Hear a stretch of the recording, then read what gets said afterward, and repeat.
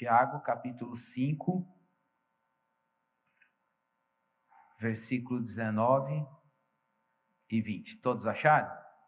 Então diz assim a palavra de Deus. A gente não vai projetar porque hoje eu vou usar alguns slides na pregação, tá bom?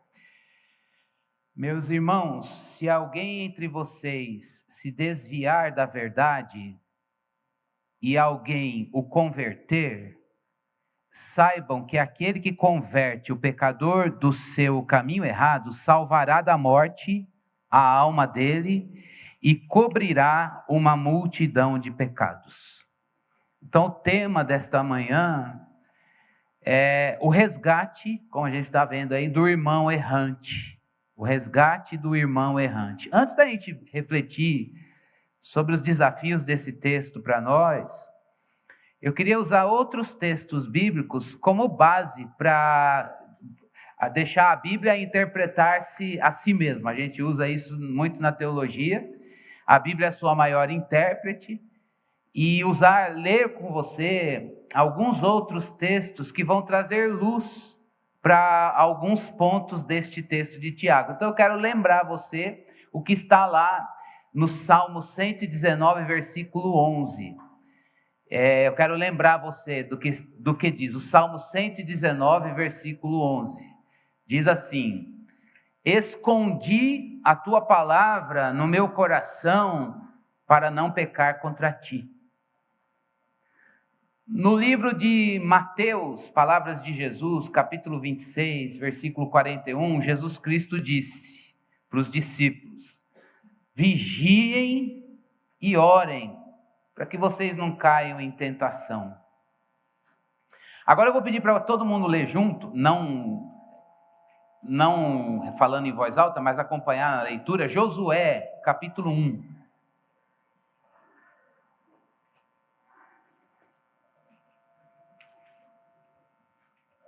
Josué capítulo 1, versículo 7 e o versículo 8.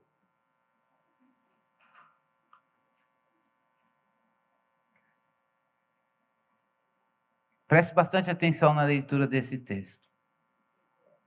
Josué 1, versículo 7 e o versículo 8.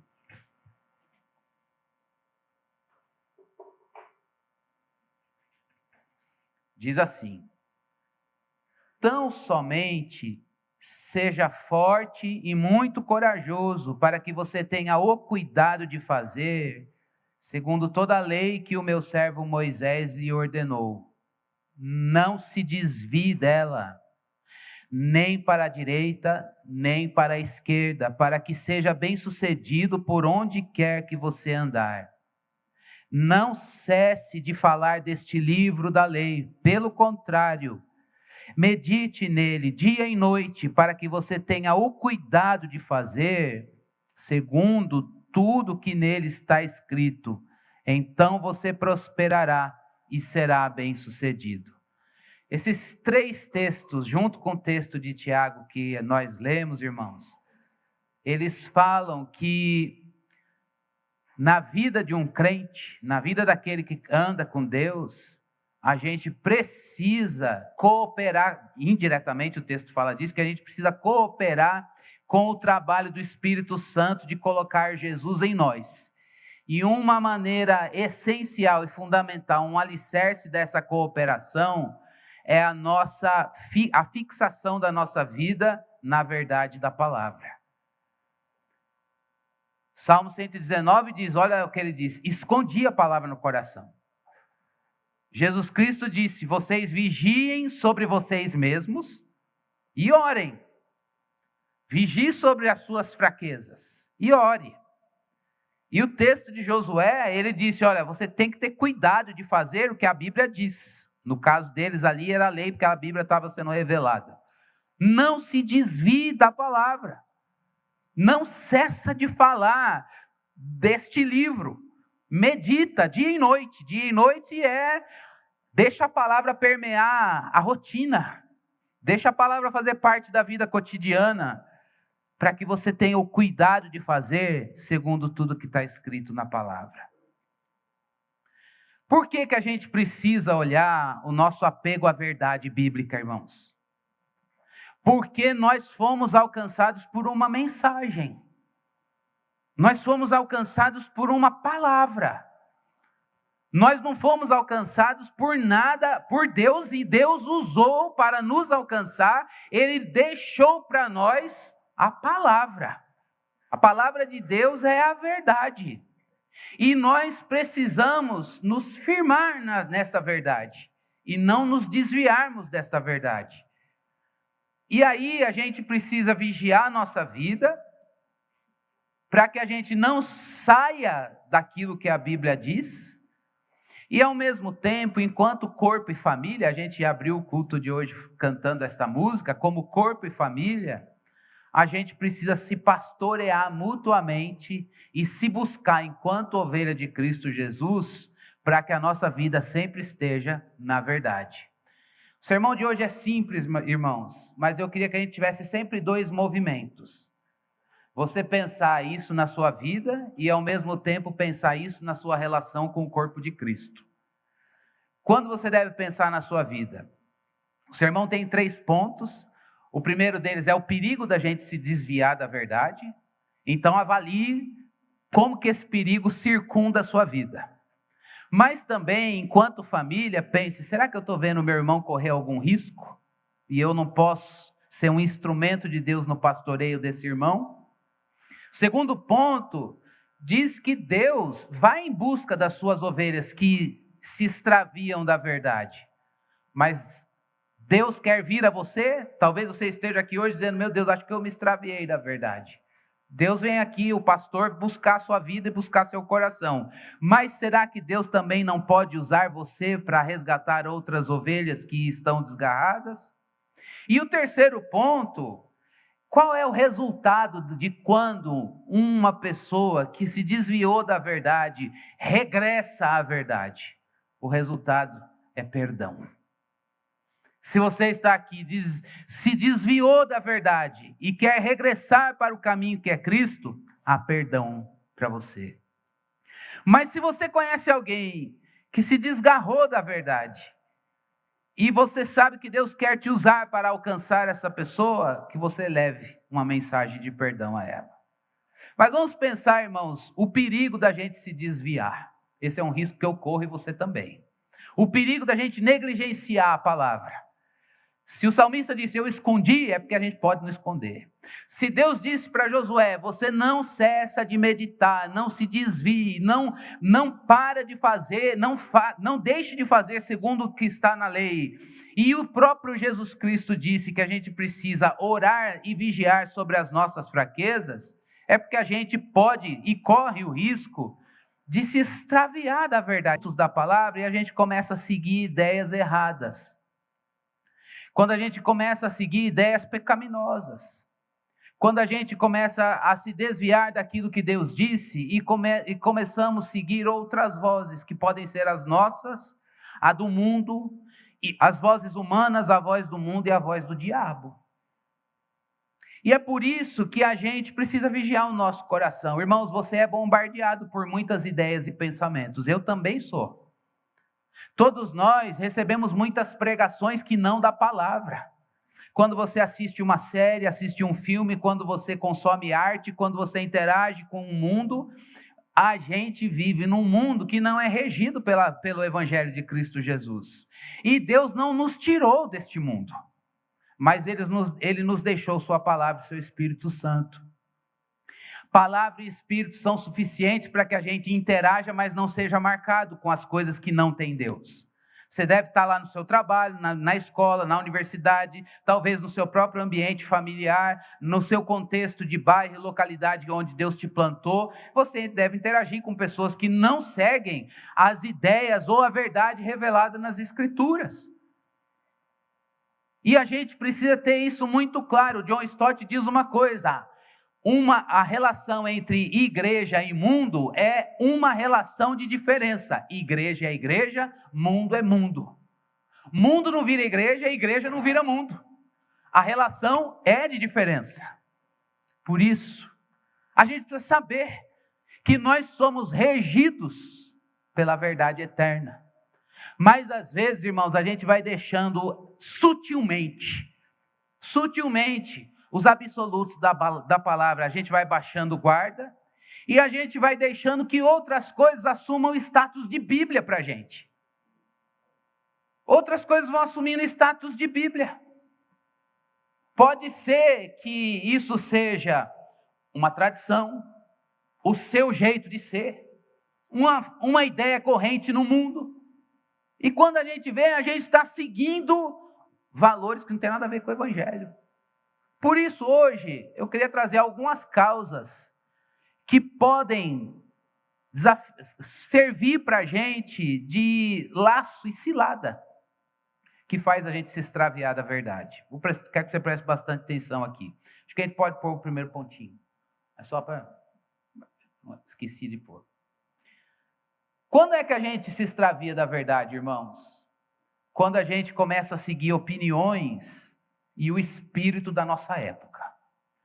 Você vive num mundo que jaz no maligno, e às vezes a gente, nessa nossa interação, a gente deixa de ser governado por aquilo que a Bíblia diz, e a gente passa a colocar as ideias e a filosofia do nosso tempo, o espírito da nossa época, como fonte de conhecimento para a gente.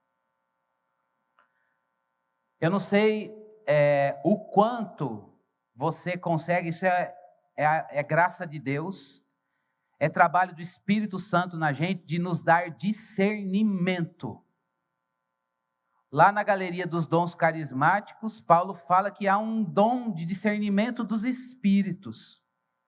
E muito mais, irmãos, do que discernir os espíritos em termos, a gente acha que é em termos só de possessão e exorcismo, a gente precisa saber daquilo que Paulo fala na carta aos Efésios, que o maligno, ele atua nos filhos da desobediência. E a gente precisa discernir as ações dele no nosso tempo. E como que a gente vai fazer isso? Sabendo a palavra. Uma das causas que faz a gente se desviar da palavra ou desviar do evangelho, irmãos, é quando a gente negligencia objetivamente o conhecimento da palavra. Isso não é prerrogativa, irmãos, de alguns na igreja. Crente precisa ser bíblico. Crente precisa conhecer a palavra, crente precisa ler Bíblia, crente precisa memorizar a palavra. Crente precisa ter a palavra na cabeça. Crente precisa ter a palavra na cabeça para que ela caia no coração e na hora que a gente perceber os assédios do mal, a gente dizer como Jesus, não, porque está escrito. E todas as vezes em que o assédio do mal vem sobre nós e não tem Bíblia aí, você não vai poder dizer, está escrito. E aí o que a gente faz? Faz o que Adão e Eva fizeram. Não foi bem assim que ele disse.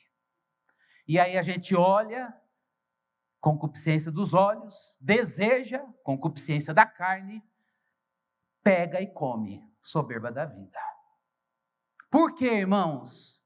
Porque a gente esqueceu o que Deus disse, ou não sabia o que ele disse. Você não quer se desviar da verdade? Conheça a verdade. Você não quer se desviar da verdade? Mergulhe na verdade. Faça como o salmista, eu vou esconder ela em mim. Eu vou fazer o que Josué Deus falou para Josué. Dia e noite, eu vou conhecer a Bíblia, vou ler a Bíblia. O que eu faço? Você leia a Bíblia, irmãos. Não precisa ler livros sobre a Bíblia, leia a Bíblia é a palavra de Deus. Liga no carro, vai dormir ouvindo a Bíblia. Consuma a palavra, ore com os salmos. Pega os profetas menores, vai em sequência, pega os evangelhos.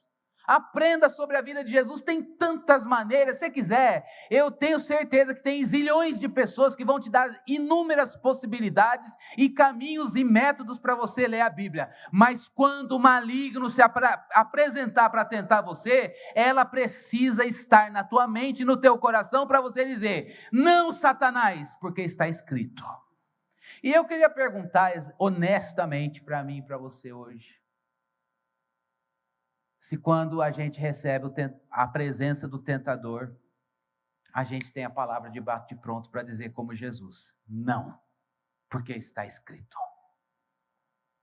Se a gente não tem isso, irmãos, a chance da gente sucumbir a uma ideia sedutora do espírito da nossa época é grande. E a gente pode estar todo domingo na igreja e pobre de Bíblia. E o tentador é sutil e sagaz. Eu não estou dando poder para ele. O desafio é que é para a gente como crente. Eu preciso ser um crente bíblico. Eu preciso ter a palavra na minha mente e no meu coração, escondida aqui. Para que no dia mau eu possa dizer, está escrito. Mas a gente também se desvia da verdade, não apenas por baixar o nosso conhecimento bíblico, irmãos. E eu quero que vocês entendam que baixar o conhecimento bíblico não é a mesma coisa que estudar teologia. Isso não é a regra. A regra é que o crente saiba a palavra, ponto. Mas a gente também pode se desviar da verdade, e é consequência de não ter a palavra no nosso coração e na nossa mente, quando a gente perde a alegria da salvação, como diz o salmista no Salmo 51. E o que é perder a alegria da salvação, irmãos? É quando a gente, presta bastante atenção aqui, todo mundo tem uma carne aqui. O fato de você estar aqui é porque você tem carne, e na carne tem a presença do pecado e da morte. O fato da tua carne e da minha ter a presença do pecado significa que nós temos inclinações para a natureza pecaminosa. Elas não determinam mais quem nós somos. Mas os apetites naturais de uma natureza pecaminosa estão aí, estão aqui. O tentador, ele conhece esses apetites naturais da natureza pecaminosa que estão aí, que estão aqui. A gente chama isso de áreas de vulnerabilidade. Outros, já usei outro termo aqui para dizer áreas de resistência, em que você resiste à dominação de Cristo, fala, não, isso daqui é muito difícil para mim, aqui eu patino na vida cristã. Pode ser que seja o uso da língua, pode ser que seja uma questão na área moral, pode ser que seja uma questão na ira. Não é verdade, a gente não é tentado com ira? Eu vira e mexe, sou tentado com ira, com filhos, né? Você fala 10 vezes a mesma coisa, nada funciona, na 11ª é grito, e com ira. E às vezes você está falando a coisa certa, mas com uma motivação que já perdeu santidade. Quais são essas áreas de vulnerabilidade? E às vezes, como crente, a gente às vezes deseja que Deus desligue essas áreas de uma vez por todas. Ele vai fazer isso quando a gente tiver um corpo de glória. Enquanto esse dia não chega, nós vamos vivenciando vitórias sobre o pecado em nós. Mas uma das maneiras da gente vivenciar a vitória de Cristo do pecado em nós, não é necessariamente você deixar de sentir os apetites naturais da natureza pecaminosa, mas é você desenvolver uma vulnerabilidade maior para Deus. Então, na prática funciona assim, eu sou muito fraco na ira, mas quando eu escuto a voz de Deus na palavra, a voz de Deus me atrai mais do que o pecado da ira. Eu sou muito fraco para me ferir com pessoas, mas quando eu escuto a voz de Deus na palavra e a presença de Deus, ela me toma, eu sou atraído pela santidade de Deus e pela glória de Deus, conforme as Escrituras nos mostram, as minhas misérias perdem o poder. Tem um pastor que ele diz isso, para de prestar tanto atenção ou dar tanto valor, você tem que vigiar sobre as suas fraquezas, mas mais do que vigiar, não dê valor às tuas vulnerabilidades, busque Deus na palavra e a presença dele, para que Deus seja a sua vulnerabilidade maior, ao ponto de você dizer, eu sou muito fraco para isso, mas cheio do Espírito, a presença de Cristo em mim, desarma isso, eu provei poder na minha fraqueza. Quando a gente, irmãos, não busca objetivamente a presença de Deus, para que ele seja uma vulnerabilidade maior, a gente corre o sério risco de viver levado pelas nossas vulnerabilidades. E elas estão aí, estão aqui. E quando isso acontece, irmãos, a gente faz como Adão e Eva.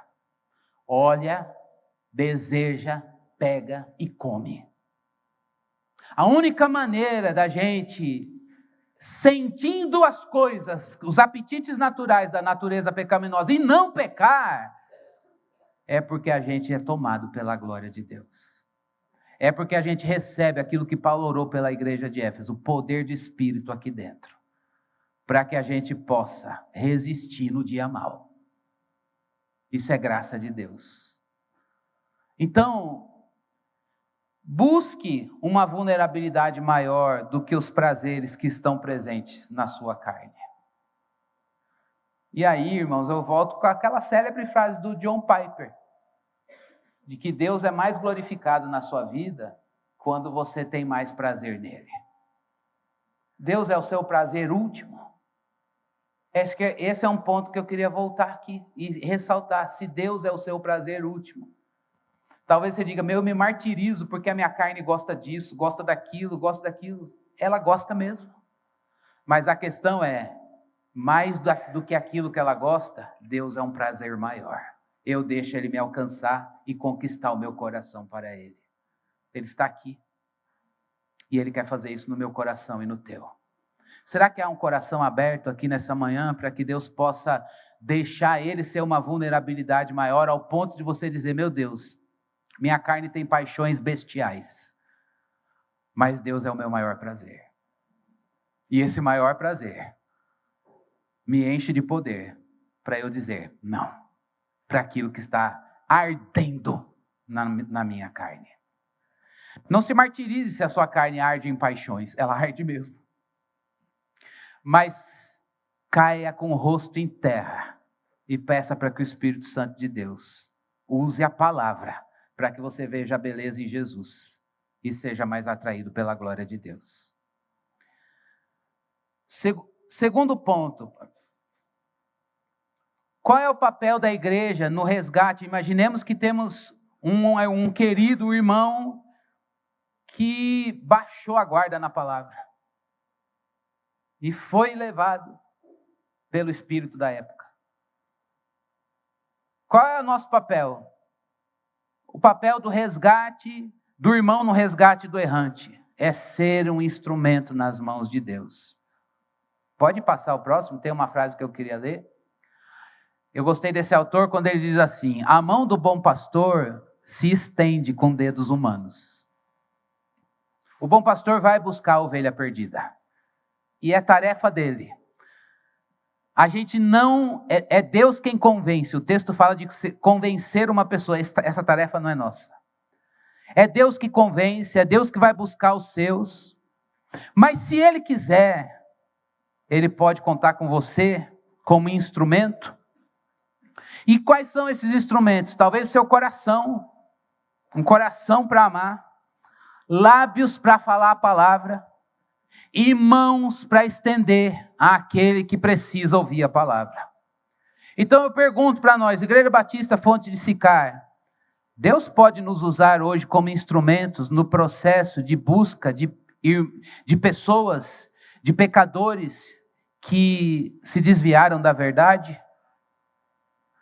Há aqui pessoas que podem ser usadas por Deus para buscarem pecadores que se desviaram da verdade? Como é que Deus pode te usar? Como é que Deus pode me usar? Talvez você diga, eu tenho uma graça para falar com pecador, eu tenho um jeitinho, nem graça sua, nem jeitinho seu. A busca no resgate de Deus, no resgate de pecador, só pode ser um caminho, um só. Fale a palavra com humildade. Nenhum pecador precisa do seu temperamento, da sua personalidade, do seu jeito, do seu jeitinho ou do seu jeitão. Eles precisam de Cristo na sua vida. Eles precisam ouvir só uma palavra, a palavra de Deus. E é isso que a gente precisa pensar aqui. Acho que tem uma outra frase que eu queria mostrar para vocês. Não pus. Que pecado, pode voltar. Não, então vocês leiam aqui. Olha, deixei aqui para digitar e não digitei. Preste bastante atenção. O bom conselheiro cristão, ele precisa falar a palavra e ser tão humilde que ninguém precisa se colocar abaixo dele. Entende isso? Vou repetir.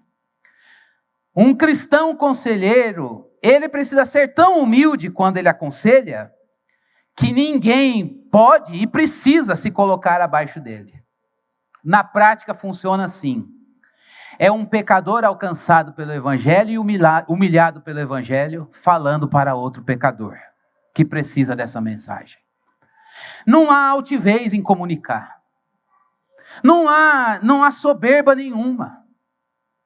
O que nós temos aqui, irmãos? Um pecador remido falando para outro pecador. Ninguém consegue se colocar abaixo dele. É um pecador remido, e aí há o cuidado de pessoas, e esse cuidado de pessoas é uma realidade presente na igreja.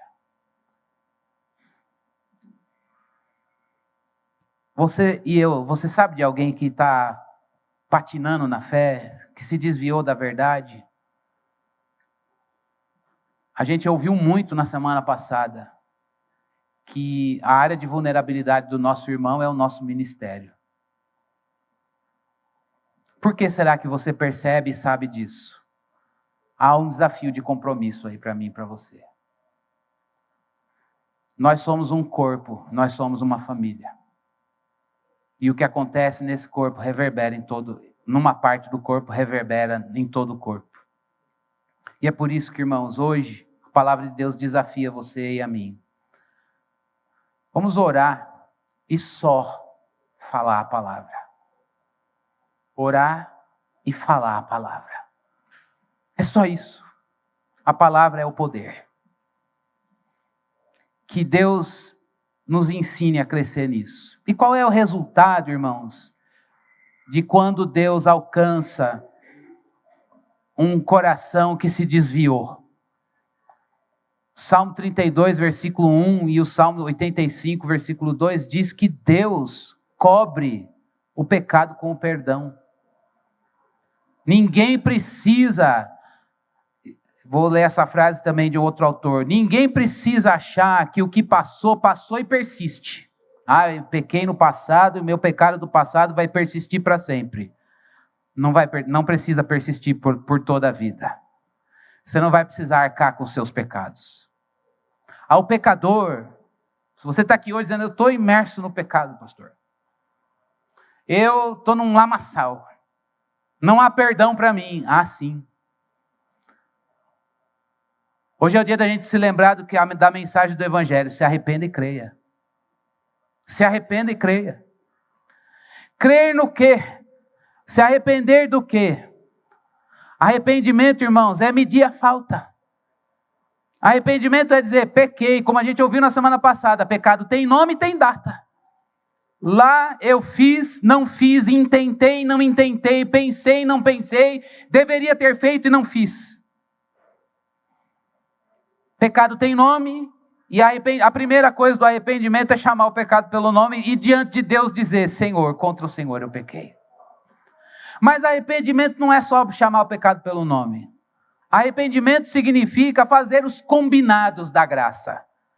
Por que eu cheguei aqui? Por que eu cheguei aqui? Então, aquilo que me fez pecar, como disse Jesus, o que te faz pecar, arranca e joga fora.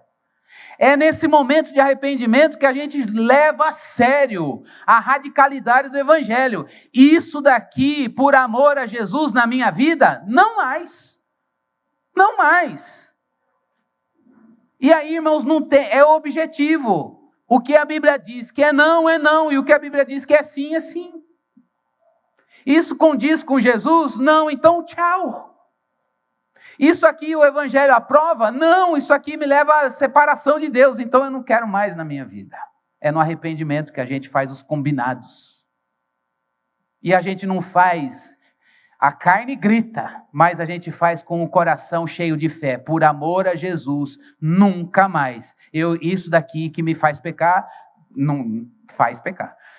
Mas não literalmente. Mas isso daqui que me faz pecar, por amor a Ele, eu arranco e jogo fora. Não dá para conciliar coisas que o Evangelho não concilia. Portanto, meça a falta. Faça as renúncias. Abandone aquilo que te levou para longe de Deus e volte para o ponto onde você caiu. Não foi isso que Jesus Cristo disse para uma igreja? Lembra-te de onde você caiu e volta. Volta para cá. A igreja de Éfeso estava nas mãos dele, caiu das mãos dele. Ele falou, volta para o lugar. Que nessa manhã, eu e você, a gente possa fazer os combinados do arrependimento. O pecado tem nome, tem data, e eu quero desfazer e renunciar aos caminhos que me levam a ele, por amor a Jesus. Isso é arrependimento. Arrependimento não é chorar e sentir, irmãos. Às vezes a gente se arrepende querendo fazer mais. Você já teve essa experiência? Deus, a minha carne quer, a minha carne grita, e eu gosto, mas por amor ao Senhor, eu digo não. É um não chorando. É um não dizendo, é por amor a Jesus que eu fecho essa porta. Não. Não pense você que a sua carne vai reagir positivamente. Não vai. Não espere sentir para fazer. Faça porque a Bíblia diz. Jogue fora aquilo que o Evangelho joga fora.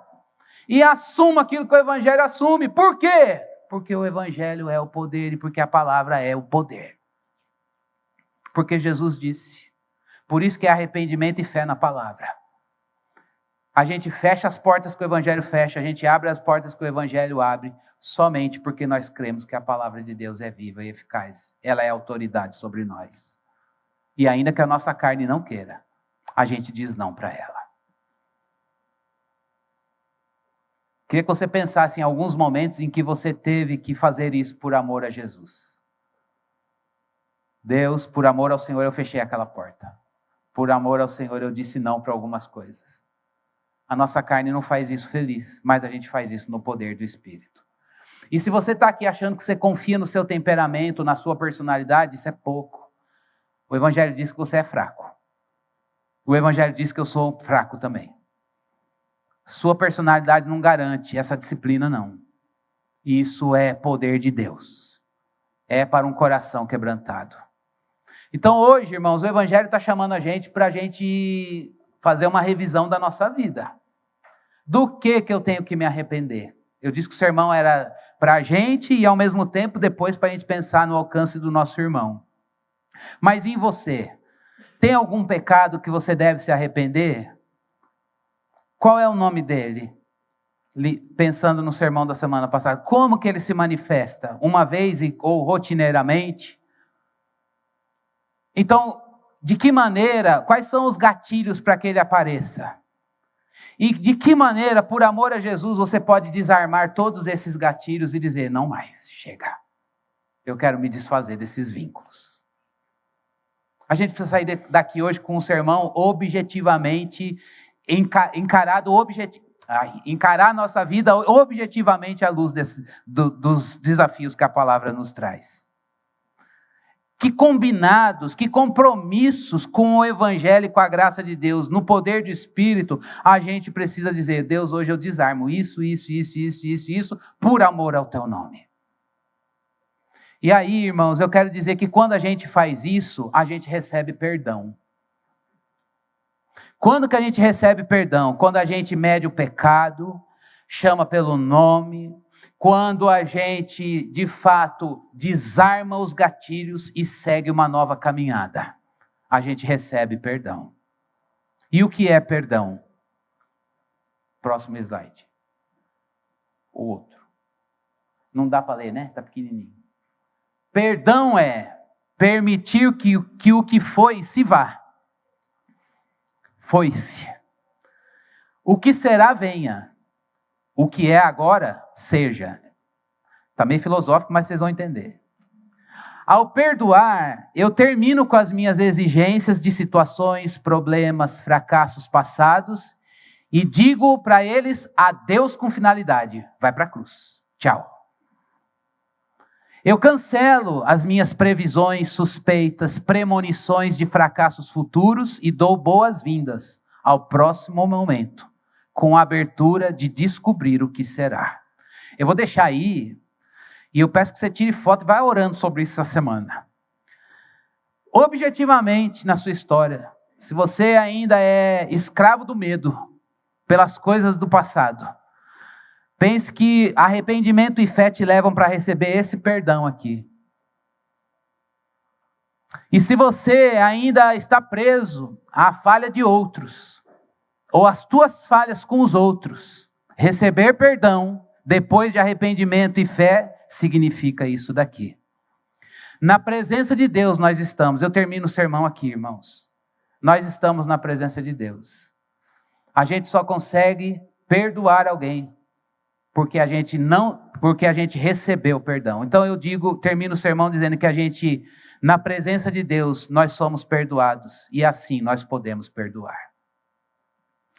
Que nesta comunidade, nesta igreja, Deus encontre aqui irmãos que vão em resgate de um outro irmão errante. Mas para isso, irmãos, a gente precisa provar arrependimento e fé. E provar perdão de Deus. E a gente só prova isso porque a gente está firme no Evangelho e não se desvia da palavra. E a gente guarda a palavra no coração para não pecar contra o Senhor. Que hoje a gente possa pedir para o Espírito Santo de Deus trazer luz para o nosso coração. E que na presença de Deus a gente seja perdoado para então perdoar. Vamos orar?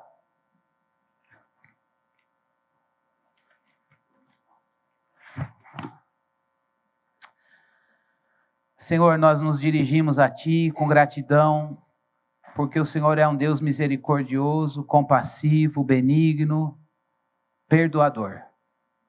Nós estávamos mortos nas nossas transgressões e o Senhor nos deu vida.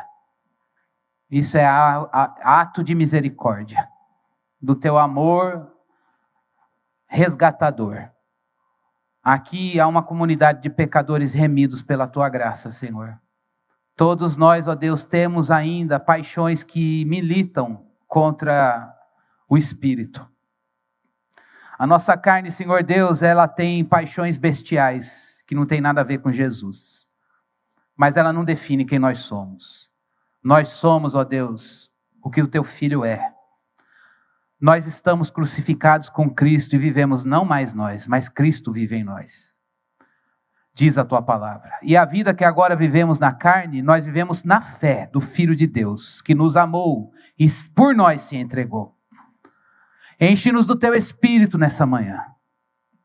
Enche-nos do Teu Espírito, Senhor Deus, para que no Senhor sejamos fortes. Que o Senhor seja a nossa maior vulnerabilidade. Que o Senhor seja a nossa maior paixão. Que o Senhor seja o nosso maior desejo. E esse amor, esse desejo que corre livre para Ti, desarme as paixões bestiais que nós carregamos na nossa carne. Dá-nos essa experiência de sermos atraídos pela Tua glória, pelo Teu ser divino, mais do que o que somos, atraídos para as nossas vulnerabilidades e fraquezas. Dá-nos a graça, Senhor Deus, de que nessa manhã sejamos tocados pelo Teu poder. Que o Senhor, ó Deus, também nos faça diligentes na palavra. Que aqui haja, Senhor Deus, pessoas que guardam a palavra, que leem a palavra, que são lidos pelo Deus da palavra. Para que quando o tentador aparecer, a gente saiba dizer, está escrito. Está escrito. E a gente não se desvie da verdade. Senhor, que a gente tenha amor pela palavra. Que a gente decore, memorize a palavra. Ó Deus, não para um uso de glória pessoal ou para ser notado, mas para vencer tentações e desarmar ciladas. E havendo feito tudo, após passar o dia mal, a gente permanecer inabalável. Enche-nos do Teu Espírito, Senhor. Para que a gente possa também, Senhor, humilhados na Tua presença e perdoados, perdoar. Humilhados na Tua presença e firmados no Evangelho, buscar pastoralmente um ao outro, somente com a palavra, nada mais, nada menos. No amor do Senhor, falar a palavra, porque a palavra do Senhor é viva e eficaz. Ó Deus, que o Senhor nos dê graça. Oramos agora na finalização, Senhor, também desta série deste ano. queremos a palavra, o evangelho na prática. Oh Deus, quantas bênçãos o Senhor nos deu na meditação da tua palavra. Oh Deus, encerramos hoje dizendo que não queremos nos desviar da palavra. E para isso, Senhor, pedimos graça para colocar a palavra em prática, Senhor. Para colocar, ó Deus, a palavra que ouvimos, ó Deus, na nossa vida cotidiana, Senhor. E assim andarmos em Jesus. Que a tua graça se manifeste operosa. Para que esta igreja, Senhor, para que cada membro deste pedacinho do teu corpo, nós sejamos ouvintes e praticantes da palavra, Senhor. Que nada substitua a tua voz. E que a gente possa, Senhor Deus, viver neste mundo, interagir com muitas coisas, onde o Senhor nos plantar, mas sempre tendo discernimento dos espíritos, porque o teu evangelho nos habilita para isso. E a gente possa dizer, alto lá, vai-te Satanás, porque está escrito. Ó Deus, que o Senhor renove as nossas convicções no evangelho. Que o Senhor, ó Deus, nos faça render ideias que não tem nada a ver com o evangelho. Se há alguma ideia mundana, Senhor, governando a nossa mente, se há algum ponto da cultura que prega mais do que o teu evangelho nas nossas atitudes, traz luz agora, Deus. Traz luz, revela, mostra, Senhor.